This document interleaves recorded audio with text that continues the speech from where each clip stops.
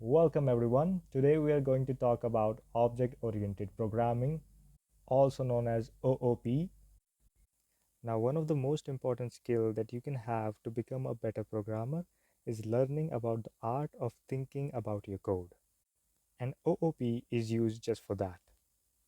OOP is used almost everywhere from game development to machine learning and to data science. So now what is this object-oriented programming? OOP or object oriented programming is a set of concepts and ideas that are used to solve a certain kind of problem.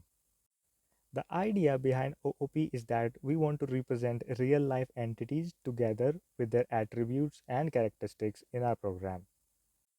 OOP allow programmers to create their own objects that have methods and attributes. Let us take an example of a real world object, your cell phone. A cell phone has attributes like size and colors, and it has methods that perform functions like making a call and opening apps. And in video games, we use concepts of OOP to create real-life objects like players, enemies, and monsters. And now, how can we use concepts of OOP to represent such real-life objects in our code? We can do this by making classes, and later on, we can create objects of these classes. Now, what is a class? A class is a user-defined data type, and it is a collection of many variables and functions.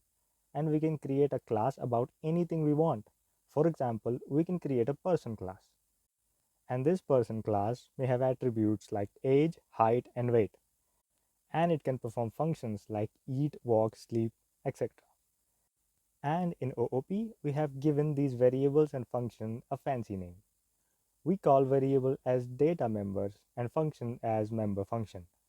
We declare a class with a class keyword followed by the name of the class, person in this case.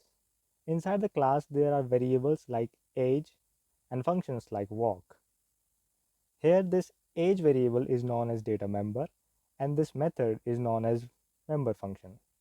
And after the class definition, a semicolon is always necessary. And now let us talk about what is an object. Well, an object is an instance of a class, but what does it really mean? Let's look at an example for that. If a fruit represents a class, then we can say that an apple is an object of this fruit class. And now suppose you go in the kitchen and on a table you see two things, an apple and a very handsome potato. When you look at the apple, you can tell that this is a fruit and a potato is a vegetable. Therefore, we can say that an object represents a class. Remember how we used to create an integer type variable? We simply declare the data type like integer and the name of the variable. In the same way, we can create an object of a class. Since a class is an user-defined data type, we can type the name of the class followed by the name of the object. And now we can use this object to access the attributes and method of the class. And for that, we can simply use the dot operator. For example, we have created an object, and now we can type object name dot function name to do just that. And now that we know how to create classes and objects, let's understand what are access specifier in OOP. Access specifiers are keywords that define how member of a class can be accessed. We have three keywords for that: public, private, and protected.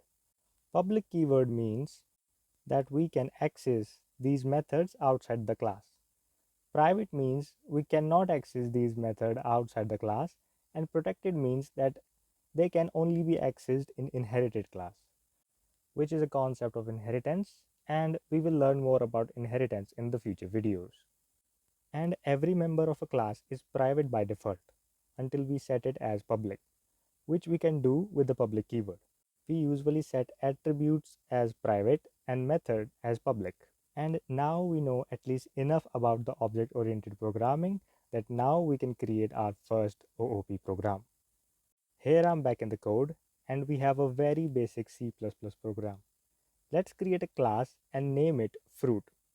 Make sure you add the semicolon after the curly bracket, and in the class type private colon and an array character name size is 10 and a character color size 10 and boolean sour and integer calories. These are the attribute of a fruit. It has size, color, taste and calories. A fruit has much more properties, but let's keep it limited to that. And now we can type public keyword. We have made these attributes private, so now we need a public function to access them.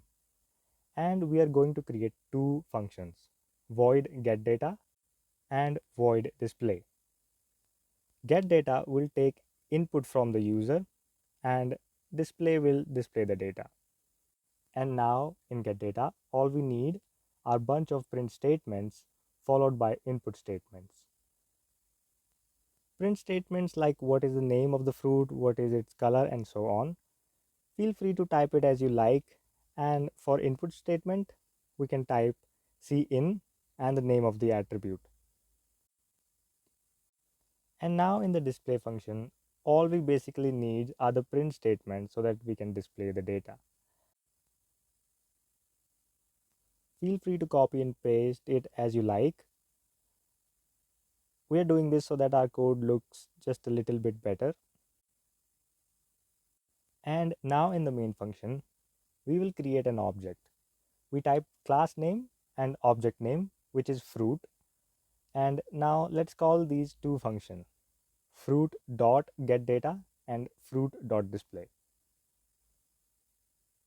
And now if we run this, we can see that getData function is the one that is first called. And there is a problem.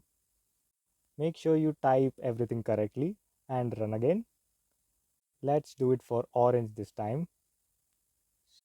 So in this code, we created our first object and we access data of the class using the object only.